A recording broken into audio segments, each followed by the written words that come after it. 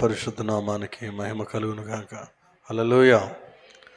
ప్రభువైన యేసుక్రీస్తు నామములో అందరికీ వందనాలు. కొద్ది నిమిషాలు దేవుని వాక్యాన్ని ధ్యానం చేద్దాం. దయచేసి అందరం కూడా లూకా సువార్త 21వ అధ్యాయము, లూకా సువార్త 21వ అధ్యాయము 36వ వచనాన్ని చదువుకుందాం. కాబట్టి జరగబోవు వీటినెల్లను తప్పించుకొని మనుష్య కుమారుని ఎదుట నిలవబడుటకు శక్తి గలవారగునట్లు ఎల్లప్పుడూ ప్రార్థన చేయుచు మెలకువగా ఉండుడని చెప్పెను. దేవుడి లేఖన భాగాన్ని మన వినికిడిలో దీవించునుగాక. ఆమేన్. ఈ రాత్రి నేను పంచుకొనబోయే అంశం ఏంటంటే, ప్రార్థన మనకు ఏమై ఉన్నది. ప్రార్థన మనకు ఏమై ఉన్నది అనే విషయాన్ని నేను పంచుకోవడానికి ఇష్టపడుతూ ఉన్నాను. జాగ్రత్తగా చదవబడినటువంటి లేఖన భాగాన్ని మనం చదివితే చాలా మంచి విషయం పరిశుద్ధాత్ముడు లూకా గారి ద్వారా క్రైస్తవ సమాజానికి ఇస్తున్నటువంటి ఒక మంచి మాట ఏంటంటే, కాబట్టి మీరు జరగబోవు వీటినెల్లను తప్పించుకొని మనుష్య కుమారుని ఎదుట నిలవబడుటకు శక్తి గలవారగునట్లు ఎల్లప్పుడూ ప్రార్థన చేయుచు మెలకువగా ఉండుడని చెప్పాను. దేవునికి స్తోత్రం. ఇందులో ఒక్క మాటలో ప్రార్థన మనకి ఏమై ఉంది అంటే, ప్రార్థన మనకు శక్తి అయి ఉన్నది అని ఈ మాటను తీసుకొని ఈ వచనాన్ని జాగ్రత్తగా మనం ఆలోచన చేద్దాం. ఈరోజు కాబట్టి మీరు జరగబో వీటినెల్లను అనేటువంటి మాట మనం ఆలోచన చేయాలి. సమాజాన్ని లేకపోతే లోకాన్ని, ప్రపంచాన్ని జాగ్రత్తగా మనం పరిశీలన చేసినప్పుడు భయంకరమైనటువంటి ప్రకృతి విపత్తులు ఈ భూమి మీద సంభవిస్తూ ఉన్నాయి. అక్కడక్కడ భూకంపాలు జరగడం, అక్కడక్కడ యుద్ధాలు జరగడం, మనుషుల మీద మనుషులు దాడి చేసుకోవడం, ఇవన్నీ కూడా ఒక క్రైస్తవుడిగా, దేవుని బిడ్డగా మనము గమనించాలి. లోకములో ఏం జరుగుతుందో ఆ జరగబో వీటన్నిటినీ మనం చూస్తున్నప్పుడు ఆ యుద్ధాల నుండి, ఆ భయంకరమైన భూకంపాల నుండి, ప్రకృతి విపత్తుల నుండి మనము తప్పించుకొని దేవుని యొక్క రాకడలో నిలవబడాలంటే అలా నిలపగలిగే శక్తి ప్రార్థనలో ఉంది. దేవునికి స్తోత్రం. ఈ లోకములో సంభవించే వాటన్నిటినీ ఎదుర్కొని, ఈ లోకములో జరుగుతున్న వాటన్నిటినీ మనం ఎదుర్కొని నిలబడి దేవుని ఎదుట ఆయన వచ్చే రాకడలో మనం నిలబడడానికి మనకి శక్తినిచ్చేది ఏంటంటే ప్రార్థన. ఆ ప్రార్థన ఎల్లప్పుడూ మనం చేస్తూ ఉండాలి. ఆయన ఎదుట నిలవబడుటకు శక్తి గలవారగునట్లు ఎల్లప్పుడూ ప్రార్థన చేయుడి. ఎల్లప్పుడూ ప్రార్థన చేయాలి. ప్రార్థన చేయకపోతే ఈ లోకములో ఎదురయ్యేటువంటి శోధనల్లో పడిపోతాం, వచ్చేటువంటి శ్రమల్లో పడిపోతాం, వినిపించేటువంటి కనిపించేటువంటి ఆ భయంకరమైన సన్నివేశాలకు ధైర్యం చాలక దేవునిని, విశ్వాసాన్ని విడిచిపెట్టి వెనక్కి వెళ్ళిపోయేటువంటి పరిస్థితుల్లోనికి వెళ్ళిపోతాం. ప్రార్థన మనలో లేనప్పుడు మనం దేవుని ఎదుట నిలవబడలేము, శ్రమలలో నిలవబడలేము, శోధనలో నిలబడలేము, ప్రకృతి విపత్తులలో నిలబడలేము. ఈ రాత్రి పరిశుద్ధాత్ముడు మనందరికీ జ్ఞాపకం చేస్తున్న విషయం ఏంటంటే, ఎల్లప్పుడూ ప్రార్థన చేయండి. మీకు అవకాశం దొరికినప్పుడు, మీకు సమయం దొరికినప్పుడు, మీకు వీలు కలిగినప్పుడు ఒక క్రైస్తవుడిగా, దేవుని బిడ్డగా నువ్వేం చేయాలి అంటే ప్రార్థన చేయాలి. అది నీ కుటుంబంలో రక్షణ పొందిన వారి కొరకైనా, నీ బంధువుల్లో రక్షణ పొందిన వారి కొరకైనా, నీ వీధిలో, నీ గ్రామములో, సంఘములో, ఇవన్నీ జ్ఞాపకం చేసుకుంటూ తర్వాత మన ప్రార్థన హద్దులు దాటి రాష్ట్రం కోసం, దేశం కోసం, ప్రపంచం కోసం ప్రార్థించేటువంటి అనుభవాల్లోనికి మనం నడిపించబడాలి. ఈ ప్రార్థించే క్రమములో, ఈ ప్రార్థన చేసే విషయంలో మెలకువ కలిగి మనం ఉండాలని దేవుని వాక్యం చెప్తుంది. అంటే ఏం జరుగుతూ ఉంది? నిద్రపోయిన వాళ్ళకి తెలియదు ఏం జరుగుతుందో. నిద్రపోయిన వాళ్ళు పట్టించుకోరు, పక్కన ఏం జరుగుతుందో వారికి తెలియదు, వారికి అర్థం కాదు. కానీ ఎవరైతే మెలకువగా ఉంటారో వారు చూడగలుగుతారు, వారు తెలుసుకోగలుగుతారు, వారు అర్థం చేసుకోగలుగుతారు ఏం సంభవిస్తుంది, ఏం జరుగుతుందని. అదే విధంగా దేవుని బిడ్డలముగా లోకములో ఏం జరుగుతూ ఉంది, క్రైస్తవులకు వ్యతిరేకంగా జరుగుతున్నటువంటి పరిస్థితులు, సువార్తకు వ్యతిరేకంగా జరుగుతున్నటువంటి పరిస్థితులు, సంఘాలకు వ్యతిరేకంగా జరుగుతున్నటువంటి పరిస్థితులు, వీటన్నిటినీ మనం చూస్తూ మెలకువగా ఉండి దేవుని సన్నిధిలో ప్రార్థన చేయాలి. మనం ప్రార్థించాలి. కానీ కొన్ని వందల సమస్యలు లేకపోతే ప్రార్థన అంశాలు మన కళ్ళ ముందు ఉంటాయి. ప్రియ దేవుని బిడ్డలారా, ముందు అలా ఎల్లప్పుడూ ప్రార్థించే అనుభవంలోనికి మనం నడిపించబడాలి. దేవుని ఎదుట నిలవబెట్టేది ప్రార్థనే. లేకపోతే ఎవరు పడితే వారు ఆయన వచ్చేటువంటి రాకడలో ఆయన ఎదుట నిలబడలేరు. ఆయన ఎదుట నిలబడాలంటే నువ్వు ప్రార్థనా పరురాలువై ఉండాలి, నువ్వు ప్రార్థనా పరుడువై ఉండాలి.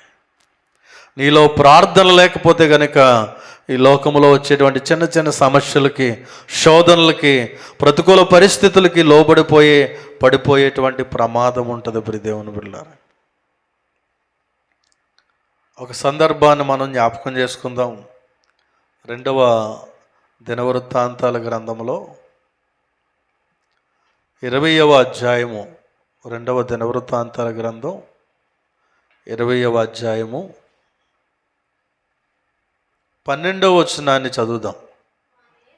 మా దేవా, నీవు వారికి తీర్పు తీర్చవా?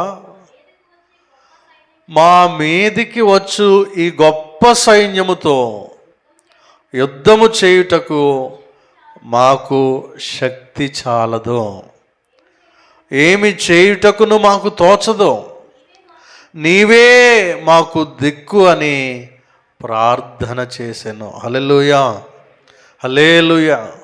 ఆ సందర్భాన్ని, అక్కడున్నటువంటి పరిస్థితిని మనం చూసినప్పుడు 20వ అధ్యాయం 1వ వచనంలో రాయబడింది, మోయాబీలు, అమ్మోనీయులు, మోయోనీయులు అనేటువంటి 3 దేశాలు వారు యెహోషాపాతు రాజు మీదకి యుద్ధం చేయడానికి వచ్చారు. అంటే దేవుని బిడ్డల మీదకి యుద్ధం చేయడానికి. ఒక్కరి మీదకి ఎంతమంది రాజులు ఒకేసారి వచ్చారు అంటే 3 రాజులు వచ్చారు. ఇప్పుడు ఇద్దరు కొట్టుకోవాలంటే ఇద్దరు కొట్టుకుంటారు, పర్వాలేదు. కానీ 3 వ్యక్తులు కలిసి ఒకే వ్యక్తిని కొట్టడానికి వస్తే ఎవరు గెలుస్తారు? 3 గెలుస్తారు. ఎందుకంటే ఆ ఇద్దరు చెరువు పక్కన పట్టుకున్న 3వవాడు కొడతాడు. అలాగా 3 దాడి చేయడానికి వచ్చారు. అప్పుడు ఈ యెహోషాపాతు రాజు ఏం చేశాడంటే, మనం కూడా వెళ్ళి తలపడదాం, యుద్ధం చేద్దాం అనుకోలేదు. కానీ వెంటనే అందరికీ కూడా, ఆ రాజ్యంలో ఉన్న అందరికీ కూడా ఒక చాటింపు వేశాడు, ఒక ప్రకటన జారీ చేశాడు. ఏంటంటే, అందరూ కూడా ఉపవాసం ఉండి ప్రార్థన చేయండి.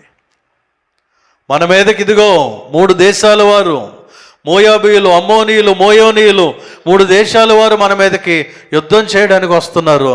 కాబట్టి మీరు అందరూ కూడా, ప్రతి కుటుంబం, నేను కూడా ఉపవాసం ఉంటున్నాను, మీరు అందరూ కూడా ఉపవాసం ఉండి ప్రార్థన చేయండి అని చెప్పి ప్రకటన చేశాడు. ప్రకటన చేసి ఈయన చేస్తున్నటువంటి ప్రార్థన ఇప్పుడు మనం చదివింది. మా దేవా, నీవు వారికి తీర్పు తీర్చవా? మా మీదకి వచ్చి ఈ గొప్ప సైన్యముతో యుద్ధం చేయుటకు మాకు శక్తి చాలదు. కొన్నిసార్లు మన కుటుంబాలలో, మన జీవితాలలో ఎదురయ్యేటువంటి సమస్యలు కావచ్చు, కష్టాలు కావచ్చు, ఇబ్బందులు కావచ్చు, అనారోగ్య పరిస్థితులు కావచ్చు, ఆర్థిక పరిస్థితులు కావచ్చు, అవి మన శక్తికి మించినటువంటి భారంగా మనకి కనబడుతూ ఉంటాయి. ఎలాగ ఈ కష్టంలో నుండి, ఈ శోధనలో నుండి, ఈ బాధలలో నుండి, ఈ ఇబ్బందులలో నుండి, ఈ ఆర్థిక పరమైనటువంటి పరిస్థితుల్లో నుండి ఎలా బయటపడతామనేటువంటి ఒక ప్రశ్న, నాకు శక్తి సరిపోదు, నా బలం సరిపోదు, నాకున్నటువంటి తాకత్తు సరిపోదు, నేను దీన్ని ఎదుర్కోలేను అనేటువంటి పరిస్థితుల్లో నేను ఉండి ఉంటాం ప్రియ దేవుని బిడ్డలారా. అక్కడ మోయాబీయులు, అమ్మోనీయులు, మోయోనీయులు, ఈ 3 దేశాలు దేనికి సాదృశ్యంగా ఉన్నాయంటే శరీరాశ, నేత్రాశ, జీవపుడంబం. ఈ 3 మన మీద నిత్యము ప్రయోగిస్తాడు సాతానుడు. శరీరాశలు కల్పిస్తాడు, నేత్రాశలు కల్పిస్తాడు, జీవపుడంబాన్ని కల్పిస్తాడు. ఈ 3 ద్వారా ఎలాగైనా నిన్ను నన్ను కూడా ఆత్మీయతలో నుండి, ప్రార్థనా జీవితంలో నుండి, దేవుని సహవాసములో నుండి దూరం చేయాలని నిత్యము కూడా సాతానుడు ప్రయత్నిస్తూ ఉంటాడు. వాడు వేసేటువంటి వలలో ఈ 3 కూడా శరీరాశ, నేత్రాశ, జీవపుడంబం, ఇవన్నీ కూడా ఎదుర్కొని నిలబడాలి అంటే మనము ప్రార్థనా పరులమై ఉండాలి.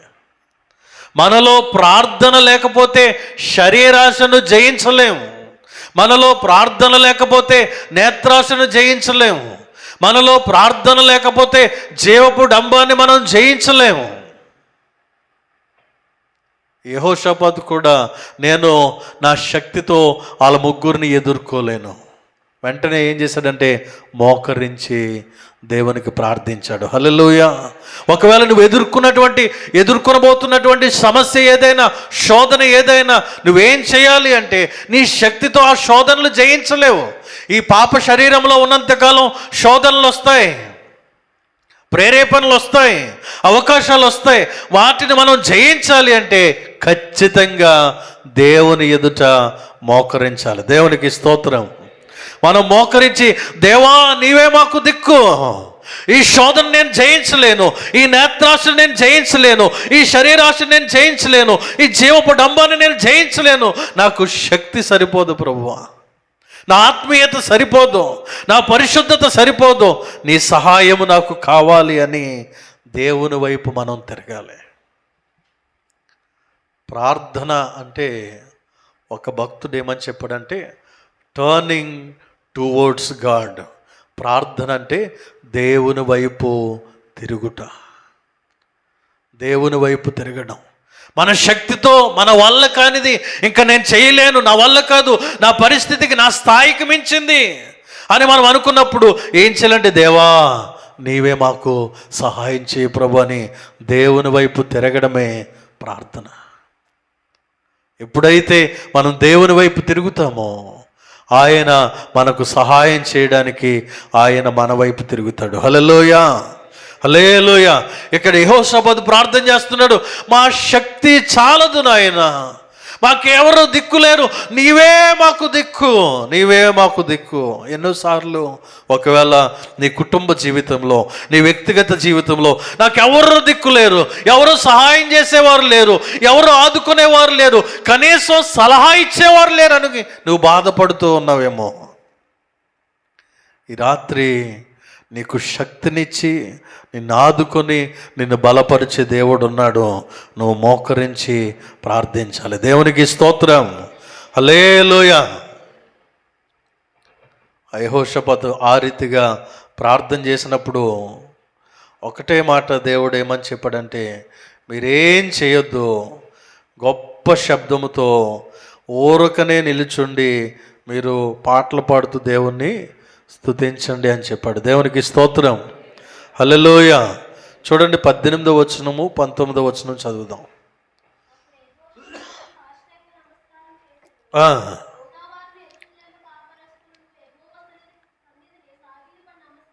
ఉమ్, ఆ,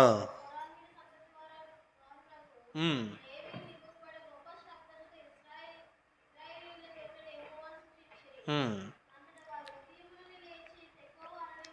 చాలమ్మా, వాళ్ళు ఏం చేస్తున్నారంటే గొప్ప శబ్దముతో ఇశ్రాయేలీల దేవుడైన యెహోవాను స్తుతించిరి.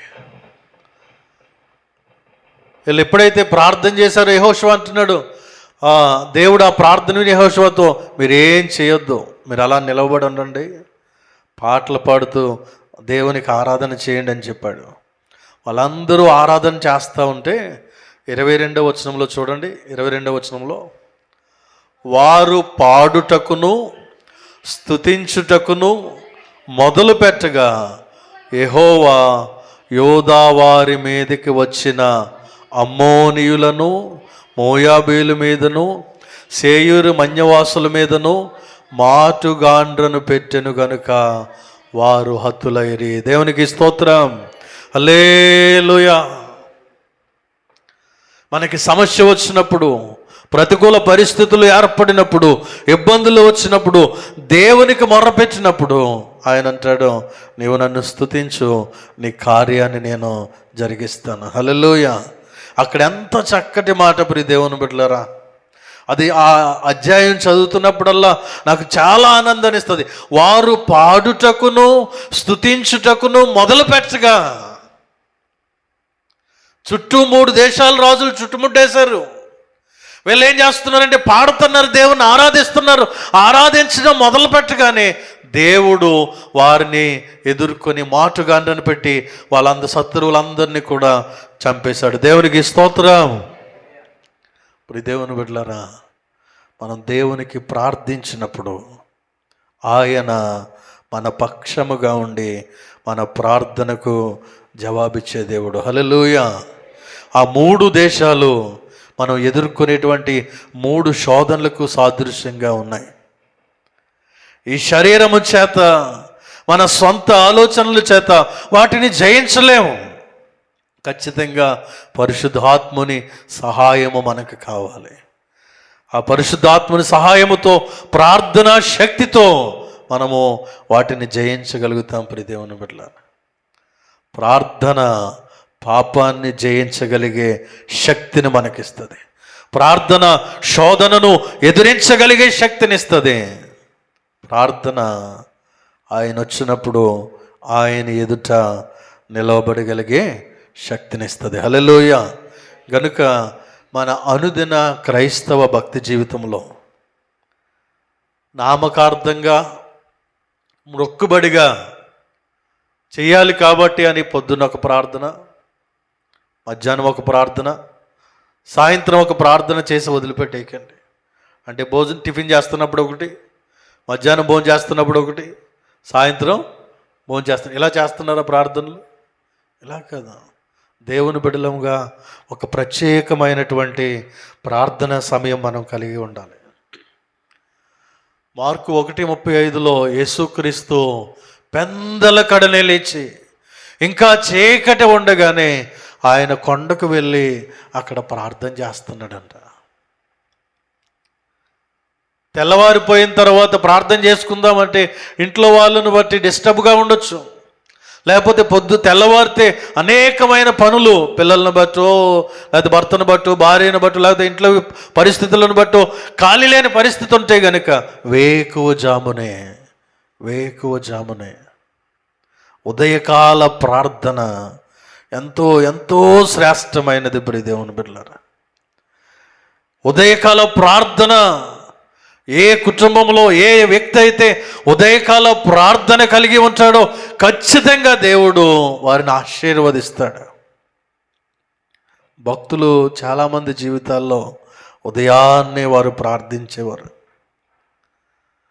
ఉదయం 3 గంటలకే కొర్నేలి ప్రార్థన చేస్తూ ఉంటే దేవుని దూత వచ్చి అంటుంది, నీ ప్రార్థనలు, నీ ధర్మకార్యాలన్నీ కూడా దేవుని యొద్దకు చేరాయి అంటుంది. హల్లెలూయా, హల్లెలూయా. ఉదయమంతా పనిలో, దేవుని పనిలో, పరిచర్యలో విరామం లేకుండా తిరిగి తిరిగి తిరిగి మధ్యాహ్నాన్ని ఖాళీ అయ్యేది పేతురు గారికి, యోహాను గారికి. అపోస్తుల కార్యాలు 3వ అధ్యాయంలో మనం చూస్తే కనుక వారు మధ్యాహ్నం 3 గంటలకు వెళ్ళి దేవాలయములో ప్రార్థన చేస్తున్నారని రాయబడింది. హల్లెలూయా, హల్లెలూయా. నీకెప్పుడు అవకాశం ఉంటుందో, నీకెప్పుడు వీలు కలుగుతుందో అప్పుడు ప్రార్థన చేయాలి. ఖచ్చితంగా దేవుని బిడ్డలారా, ప్రియ దైవ జనాంగమా, మనలో ఎక్కువ శాతము ప్రార్థనలో గడిపే అలవాటు మనం కలిగి ఉండాలి. మనం ప్రార్థనా పరులమై ఉండాలి.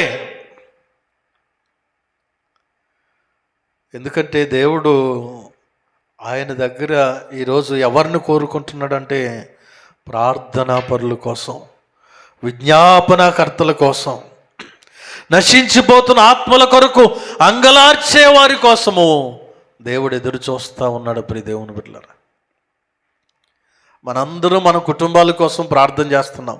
100కి 100% కరెక్ట్. మనందరం మన కుటుంబాల కోసం ప్రార్థన చేయాలి. రెండవది, కొంచెం ముందుకు వెళ్ళి మన సంఘం కోసం ప్రార్థన చేస్తున్నాం. అది కూడా మంచిదే. మన సంఘం క్షేమాభివృద్ధి నందాలి, మంచిదే.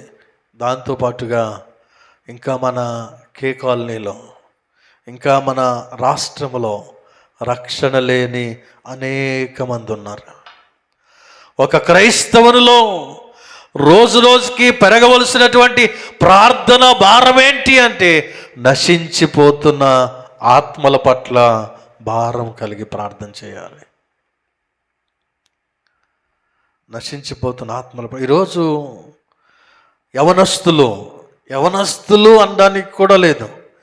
చిన్న వయసులో నుండే వారు 4-5 తరగతులు ఈ ప్రైమరీ క్లాసెస్ నుండే పాపం ఏంటో వాళ్ళకి అర్థమైపోతుంది. అశ్లీలమైనటువంటి వాటికి అలవాటు పడిపోతున్నటువంటి భయంకరమైనటువంటి దినాల్లో మనం జీవిస్తూ ఉన్నాం. ప్రియ దేవుని బిడ్డలారా, మా చిన్నప్పుడైతే కాలేజీకి వెళ్ళిన తర్వాత చెడిపోతారు, డిగ్రీలకు వెళ్ళిన తర్వాత చెడిపోతారు అనేటువంటి ఒక నానుడు ఉండేది.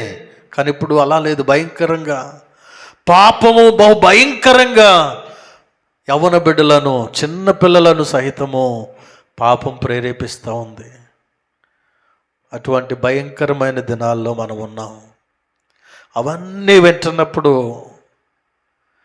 ఒక క్రైస్తవునిగా, దేవుని బిడ్డగా మన గుండె ప్రార్థించడానికి భారం కలిగి ఉండాలి.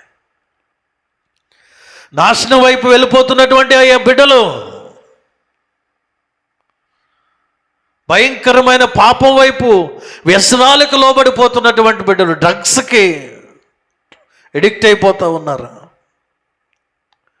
అశ్లీల దృశ్యాలు చూడడానికి ఎడిక్ట్ అయిపోతూ ఉన్నారు. మంచి చదువుకోవడానికి, మంచి అలవాట్లు నేర్చుకునేవారు చాలా తక్కువ మంది, వేళ్ల మీద లెక్కించేవారుగా కనబడుతూ ఉన్నారు. పాడైపోయేవారు, పాడు చేసేవారే ఎక్కువ కనబడుతున్నారు. ఇప్పుడు దేవుని బిడ్డలారా, కడవరి దినాలు, అంచె దినాలు పాపం అనేక మందిని ప్రేరేపిస్తుంది. సాతానుడు ఎవరిని మృంగుతున్నా అంటూ తిరుగుతూ ఎవరిని పడితే వారికి ఈ యొక్క వల వేసి పట్టేసుకుంటున్నాడు. ఆ వల నెట్, ఇంటర్నెట్, అరచేతిలో ఉన్న అంతర్జాలం, సెల్ ఫోన్. ఇప్పుడు దేవుని బిడ్డలారా, మనందరము కూడా ఎల్లప్పుడూ ప్రార్థన చేసేవారిగా ఉండాలి. ప్రార్థన శక్తిమంతులమై ఉండాలని దేవుని వాక్యం చెప్తుంది. Prayerful Christian is a powerful Christian. ప్రార్థించే క్రైస్తవుడే బలమైన క్రైస్తవుడిగా ఉంటాడు. నీవు బలమైన క్రైస్తవురాలిగా, నీవు బలమైన క్రైస్తవుడిగా ఉండాలి. పాపాన్ని, సాతాన్ని, శరీర ఇచ్చలను జయించేటువంటి శక్తి నువ్వు ప్రార్థనలోనే దొరుకుతుంది. నువ్వు మోకరించినప్పుడు, పరిశుద్ధాత్ముని సహాయాన్ని నువ్వు కోరినప్పుడు, పరిశుద్ధాత్ముడు పాపాన్ని ఎదిరించే శక్తిని నీకు ఇస్తాడు. ఆ శోధనలను ఎదుర్కొనే శక్తిని నీకు ఇస్తాడు. ప్రియ దేవుని బిడ్డ,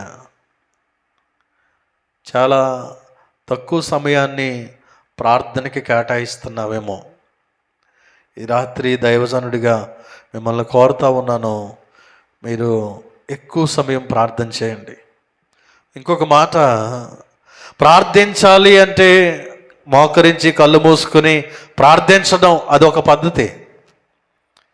ఇంకొకటి, అవకాశం లేనప్పుడు మనం పనులు చేసుకుంటూ కూడా ప్రార్థన చేయొచ్చు. మనం పనులు చేస్తూ, ప్రయాణం చేస్తూ కూడా ప్రార్థన చేయొచ్చు. కళ్ళు ముయ్యాలి అని లేదు, నువ్వు ప్రయాణం చేస్తున్నావు, నీ మనస్సు ప్రార్థన చేయాలి. ప్రభువా, నువ్వు వెళ్తున్నప్పుడు కొంతమంది కనబడుతూ ఉంటారు, తాగి పడిపోయిన వారు కనబడుతూ ఉంటారు. నువ్వు వెళ్తున్నప్పుడు కొన్ని గుళ్ళు కనబడుతూ ఉంటాయి, భయంకరమైన పూజలు చేస్తున్న వారు కనబడుతూ ఉంటారు. నువ్వు మనస్సులో, ప్రభువా వారి మనోనేత్రాలు తెరవచ్చాయి, యుగ సంబంధమైన దేవత వారి కళ్ళు గుడ్డితనం కలగజేసింది, వారి మనోనేత్రాలు తెరవచ్చాయి ప్రభు అని నీ మనస్సులో ప్రార్థన చేయాలి. అటువంటి ఆ కోరిక, ఆ భారం నీలో కలిగి ఉండాలి ప్రియ దేవుని బిడ్డలారా. వస్త్రాలు ఉతుకుతున్నావు, నీ పిల్లల బట్టలు ఉతుకుతున్నావేమో, ప్రభువా ఈ బట్టలకు ఎలా అయితే మురికైందో నా పిల్లలకి ఏమైనా పాపపు మురికి అంటుకుంటుందేమో, దయతో నా పిల్లల్ని పరిశుద్ధంగా ఉంచు ప్రభువా అని ప్రార్థన చేయాలి. పిల్లల సాక్షులు ఉతుకుతూ ఉన్నప్పుడు వారు సరి అయిన మార్గంలో నడుస్తున్నారో లేదో ప్రభువా, సరి అయిన మార్గంలో నడిచేలాగా చేయి ప్రభువా అంటూ ప్రార్థన చేయాలి. ప్రతి సమయంలో కూడా మన మనస్సు ప్రార్థించేదిగా ఉండాలి ప్రియ దేవుని బిడ్డలారా. సియోను కుమారి ప్రాకారమా, నదీ ప్రవాహం వలె నీ కన్నీరు పారనిమ్ము అంటున్నాడు అక్కడ విలాప గీతాలు రాసినటువంటి ఇర్మియా. ఎప్పుడు ఏడుస్తూనే ప్రార్థన చేస్తూనే ఉంటాడు. కన్నీటి ప్రవక్త అని రాయబడింది ఇర్మియా గురించి. ప్రజల యొక్క పరిస్థితులను చూసి, ప్రజల యొక్క వ్యసనాలను చూసి, ప్రజల యొక్క పాపానికి లోబడిపోతున్నటువంటి పరిస్థితులు చూసి ఎప్పుడు కూడా ఒక పక్క పడుకుని ఒక సగం తినకుండా ఉపవాసం ఉండి కన్నీరు కరుస్తూ ప్రార్థన చేస్తానే ఉండేవాడు.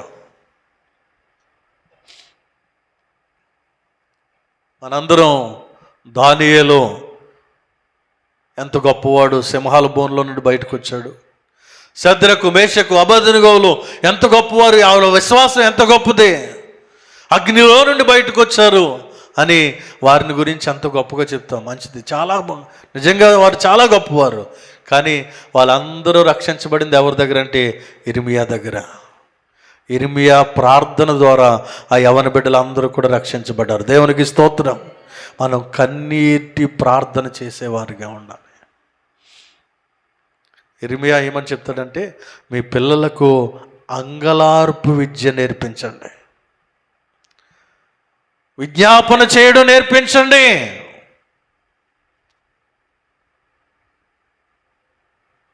ఇప్పుడు దేవుని బిడ్డలారా, ఎంతవరకు మన యొక్క ప్రార్థనా జీవితాలు ఉన్నాయి, ఎంతవరకు మనం ప్రార్థన చేస్తూ ఉన్నాం? దేవుని ఎదుట శక్తి కలిగిన వారుగా మనల్ని నిలవబెట్టేది ప్రార్థన మాత్రమే. ఆ ప్రార్థన నీ జీవితంలో ఒక భాగంగా ఉందా?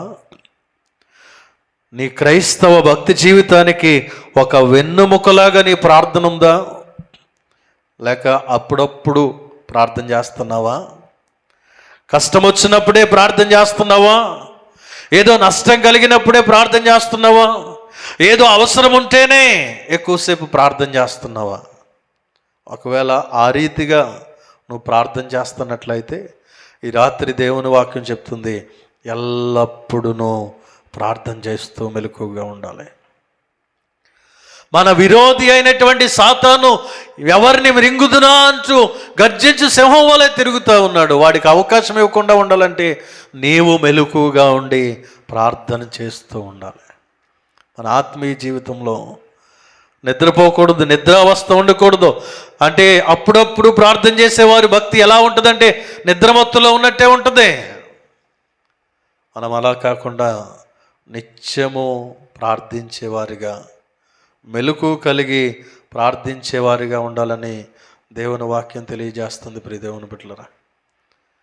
కనుక ప్రార్థనకి ఎక్కువ సమయం ఇవ్వండి. అవకాశం దొరికినప్పుడల్లా ప్రార్థన చేయండి.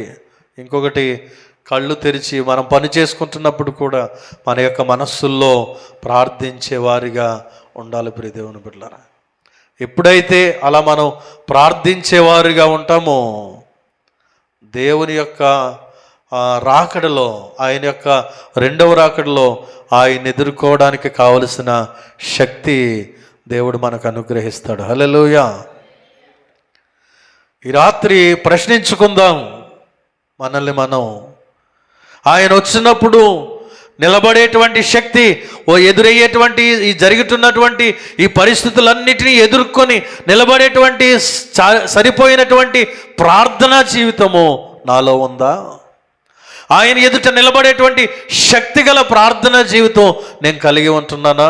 ఒకసారి మనల్ని మనం పరీక్షించుకొని ఈ రాత్రి, ఒకవేళ బలహీనమైనటువంటి ప్రార్థనలో నేను బలహీనంగా ఉన్నాను, చేయవలసినంత ప్రార్థన నేను చేయట్లేదు, సమయం ఉన్నా కూడా నేను ప్రార్థన చేయట్లేదు అని నీ మనస్సాక్షి కనుక ఈ రాత్రి నీతో చెప్తున్నట్లయితే, ఇక నుండైనా సమయం దొరికినప్పుడల్లా, నా పనులు చేస్తున్నప్పుడల్లా, నా అంట్లు తోముతున్నప్పుడు, వస్త్రాలు ఉతుకుతున్నప్పుడు, ప్రయాణాలు చేస్తున్నప్పుడు, పని చేస్తున్నప్పుడు నేను ప్రార్థన చేస్తాను అనేటువంటి ఒక మంచి నిర్ణయంతో ఈ రాత్రి ఆయన సన్నిధిలో ప్రార్థన చేసి ఒక మంచి నిర్ణయం తీసుకుందాం. ఎందుకంటే ఈ ప్రార్థనే మనలను శక్తిమంతులుగా చేస్తుంది. నువ్వు శక్తివంతమైన క్రైస్తవుడిగా ఉండాలంటే నువ్వు గొప్ప ప్రార్థనా పరురాలువై ఉండాలి. నీవు గొప్ప ప్రార్థనా పరుడువై ఉండాలి. దేశం పాడైపోకుండానట్లు ఆ బద్దలైన సందుల్లో నిలవబడి విజ్ఞాపన చేసేటువంటి విజ్ఞాపనకర్తల కొరకు దేవుడు చూస్తున్నాడు. దేశం పాడైపోకూడదంటే దేశంలో ప్రార్థనా పరులు లేవాలి. రాష్ట్రం పాడైపోకూడదంటే రాష్ట్రం కొరకు ప్రార్థించే ప్రార్థనా పరులు లేవాలి. జిల్లా పాడైపోకూడదంటే జిల్లాలో ప్రార్థించే ప్రార్థనా వీరులు లేవాలి. మన యొక్క గ్రామము పాడైపోకుండా ఉండాలంటే గ్రామములో ప్రార్థనా పరులు లేవాలి. మన సంఘము పాడైపోకుండా ఉండాలంటే సంఘములో ప్రార్థనా పరులు లేవాలి. మన కుటుంబము పాడైపోకుండా ఉండాలంటే మన కుటుంబంలో ప్రార్థనా పరులు లేవాలి. దేవునికి స్తోత్రం. కనుక ప్రార్థించుదాం. సమయము ఎప్పుడు దొరికితే అప్పుడు, వీలు ఎప్పుడు కలిగితే అప్పుడు ప్రార్థనలో ఎక్కువ గడుపుదాం. శక్తివంతమైన క్రైస్తవులుగా సాతానుని, శరీరేచ్ఛలను, శరీరాశ, నేత్రాశ, జీవపుడంబాలను ఎదురించేటువంటి శక్తి కలిగిన వారుగా అట్టి ప్రార్థనా శక్తిని పరిశుద్ధాత్మ దేవుడు మనందరికీ అనుగ్రహించునుగాక. ఆమేన్. విన్న వాక్యాన్ని బట్టి చిన్న ప్రార్థన కృపాసాగర్ చేస్తాడు. ఆ తర్వాత అందరం ఒకరి తర్వాత ఒకరు ప్రార్థనలో గడుపుతాం.